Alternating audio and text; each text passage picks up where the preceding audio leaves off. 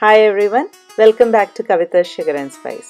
ഇന്ന് നമ്മൾ അരി കുതിർക്കാതെയും അരയ്ക്കാതെയും ഒക്കെ ഉണ്ടാക്കാൻ പറ്റുന്ന ഒരു ബ്രേക്ക്ഫാസ്റ്റ് അല്ലെങ്കിൽ ഡിന്നർ ഐറ്റമാണ് ഉണ്ടാക്കാൻ പോകുന്നത്. ഇതിൻ്റെ പേര് ബഗ്രിർ എന്നാണ്. ഇത് ഒരു മൊറോക്കൻ പാൻകേക്ക് ആണ്. പക്ഷേ നമ്മുടെ അപ്പത്തിൻ്റെ അടുത്തൊരു ബന്ധു കൂടിയായിട്ടാണ് എനിക്കിതിനെ തോന്നിയിട്ടുള്ളത്. മാത്രമല്ല ഇത് നമുക്ക് ഇൻസ്റ്റൻ്റ് ആയിട്ട് ഉണ്ടാക്കാം. അപ്പോൾ അതിനായിട്ട് ആദ്യം ഒരു മിക്സിയുടെ ജാറിലേക്ക് 2 കപ്പ് റവ എടുത്തിട്ടുണ്ട്. റവ നല്ല വെളുത്ത് സോഫ്റ്റ് ആയിട്ടുള്ള റവയാണ് എടുത്തത്. അതിലേക്ക് 1/2 കപ്പ് മൈദയും 1/2 ടീസ്പൂൺ ബേക്കിംഗ് പൗഡർ ചേർക്കുകയാണ്. ബേക്കിംഗ് പൗഡറാണ്, പ്രത്യേകം ശ്രദ്ധിക്കുക, ബേക്കിംഗ് സോഡയല്ല. 1/2 ടീസ്പൂൺ ഉപ്പും 1 ടീസ്പൂൺ ഈസ്റ്റും 1 ടേബിൾ സ്പൂൺ പഞ്ചസാര, പിന്നെ 2 കപ്പ് വെള്ളം, ഇത്രയും ചേർത്ത് നമുക്കിതൊരു സ്മൂത്ത് പേസ്റ്റായിട്ട് അരച്ചെടുക്കാം. ഇൻസ്റ്റൻറ്റ് ഈസ്റ്റാണ് ഞാനിവിടെ ഉപയോഗിക്കുന്നത്, അതുകൊണ്ടാണ് ഞാൻ മിക്സിയിലേക്ക് ഡയറക്റ്റ് ആയിട്ടത്. നിങ്ങൾ മറ്റേ ഈസ്റ്റ് ആണെന്നുണ്ടെങ്കിൽ അതാദ്യം വെള്ളത്തിൽ പ്രൂഫ് ചെയ്യാൻ വെച്ചതിന് ശേഷം ബാറ്റർ അരച്ചിട്ട് അതിലേക്ക് ചേർത്താൽ മതി. അപ്പോൾ ഇവിടെ ചേർത്തിട്ടുള്ള വെള്ളം ഒരു ഇളം ചൂടുള്ള വെള്ളമാണ്, കൈ കുത്തിയാൽ പൊള്ളാത്ത അങ്ങനത്തെ ഒരു വെള്ളം. അപ്പം അങ്ങനെ നമ്മുടെ ബാറ്റർ ഇവിടെ റെഡി ആയിട്ടുണ്ട്. ഇത് ഞാൻ വേറൊരു കുറച്ച് വലിയ ബൗളിലേക്ക് ട്രാൻസ്ഫർ ചെയ്യാണ്. ഇതിലേക്ക് നമ്മൾ ഒഴിക്കുന്ന വെള്ളത്തിൻ്റെ കണക്ക് കൃത്യമായിരിക്കണം, ഒരുപാട് വെള്ളം ആവാൻ പാടില്ല. അപ്പം ഞാനിപ്പം ഒരു 1/4 കപ്പ് വെള്ളം മിക്സിയുടെ ജാറ് കഴുകിയിട്ടൊന്ന് ഒഴിച്ചു കൊടുത്തു. ഇനി ഇതൊന്ന് നന്നായിട്ട് മിക്സ് ചെയ്ത് കൊടുക്കാം.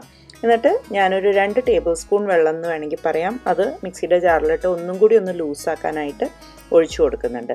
നമ്മൾ ഒരുപാട് വെള്ളം ചേർത്ത് കഴിഞ്ഞാൽ പിന്നീട് നമ്മൾ ഈ പാൻകേക്ക് ഉണ്ടാക്കുന്ന സമയത്ത് അത് ശരിയായിട്ട് വരില്ല, അതുകൊണ്ടാണ്. അപ്പോൾ അതുകൊണ്ട് വെള്ളത്തിൻ്റെ കണക്ക് എപ്പോഴും ഓർമ്മ വേണം. ഇത് നന്നായി മിക്സ് ചെയ്തതിന് ശേഷം നമുക്കിതൊരു 1/2 മണിക്കൂർ അടച്ചു വയ്ക്കാം. ഇപ്പോൾ ഇവിടെ 1/2 മണിക്കൂർ കഴിഞ്ഞ് നമ്മൾ മൂടി തുറന്ന് നോക്കുമ്പോൾ ചെറുതായിട്ട് ഇങ്ങനെ സൈഡിലൊക്കെ ബബിൾസ് വന്നിട്ടുണ്ടാവണം. അപ്പോൾ ചിലപ്പം കുറച്ചും കൂടി നല്ല ചൂടുള്ള സ്ഥലമാണെങ്കിൽ പെട്ടെന്ന് ആവുമായിരിക്കും, അല്ലെങ്കിൽ കുറച്ചധികം നേരം വെക്കേണ്ടി വരും. അതൊക്കെ നിങ്ങൾ ഇത് ഇങ്ങനെ ഒരു കൺസിസ്റ്റൻസി ആയോ നോക്കിയിട്ട് അതനുസരിച്ചിട്ട് ചെയ്താൽ മതി. ഇത് ജെൻറ്റലായിട്ടൊന്ന് മിക്സ് ചെയ്യുക, വല്ലാതെ കുത്തി ഇളക്കി ഉള്ള ബബിൾസ് മുഴുവൻ കളയരുത്. എന്നാൽ അതേ സമയത്ത് നല്ലോണം ഒന്ന് മിക്സ് ആക്കുകയും വേണം. എന്നിട്ട് ഇങ്ങനെ ഒരു ഫ്ലോയി കൺസിസ്റ്റൻസി വേണം നമുക്ക്.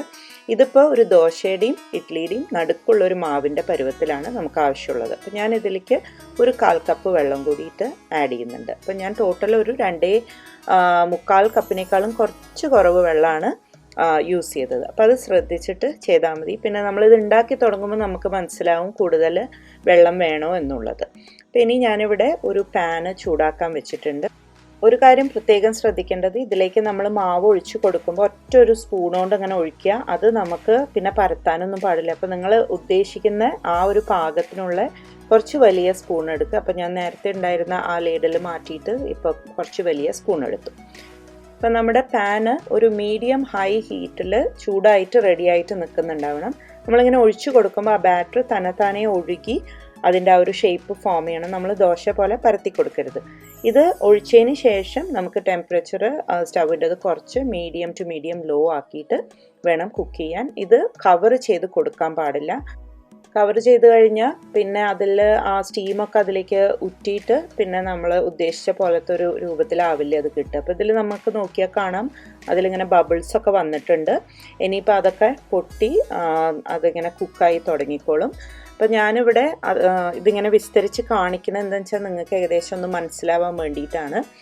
കുറച്ച് ഫോർവേഡ് ചെയ്തിട്ടുണ്ട്. അപ്പോൾ ഞാൻ കുക്ക് ചെയ്തതിൻ്റെ സമയം 2 മിനിറ്റാണ് എനിക്ക് കറക്റ്റായിട്ട് ഒരു പാൻകേക്കിന് വന്നത്. പക്ഷേ ഓരോരുത്തരുടെയും സ്റ്റൗവിൻ്റെയും പാനിൻ്റെയും ഒക്കെ വ്യത്യാസം ഉണ്ടാകും. അപ്പം അതനുസരിച്ച് നിങ്ങൾ അഡ്ജസ്റ്റ് ചെയ്യണം. അപ്പോൾ ആദ്യം ഒരു പാൻകേക്ക് ഉണ്ടാക്കി നോക്കുക, അതിന് ശേഷം അത് എങ്ങനെയാണ് വേണ്ടതെന്ന് വെച്ചാൽ ഇപ്പോൾ വെള്ളം കുറച്ച് കൂട്ടുകയോ അല്ലെങ്കിൽ തീ കുറച്ച് കുറയ്ക്കുക അങ്ങനെയൊക്കെ ചെയ്ത് നിങ്ങൾ അഡ്ജസ്റ്റ് ചെയ്യണം.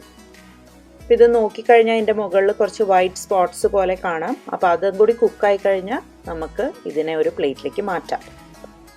ഇപ്പോൾ നല്ല കറക്റ്റായിട്ട് റെഡിയായി വന്നിട്ടുണ്ട്. ഇപ്പോൾ നമുക്ക് നോക്കിയാൽ ഏകദേശം ഒരു നമ്മുടെ പാലപ്പത്തിൻ്റെയൊക്കെ ഒരു ഷായില്ലേ, നല്ല സോഫ്റ്റായിട്ട് ആ ടെമ്പറേച്ചർ ഒന്ന് അഡ്ജസ്റ്റ് ആയി കഴിഞ്ഞാൽ നിങ്ങൾക്ക് ഇതുപോലെ നല്ല സോഫ്റ്റായിട്ട് ഉള്ള അപ്പം കിട്ടും. അപ്പോൾ ഇതിൻ്റെ ബാക്ക് നോക്കിക്കഴിഞ്ഞാൽ അത് കരിഞ്ഞിട്ടൊന്നുമില്ല, നല്ല കറക്റ്റായിട്ട് ഒരു ലൈറ്റ് ബ്രൗൺ കളറേ ഉള്ളൂ. അപ്പോൾ അതുപോലെയാണ് വേണ്ടത്.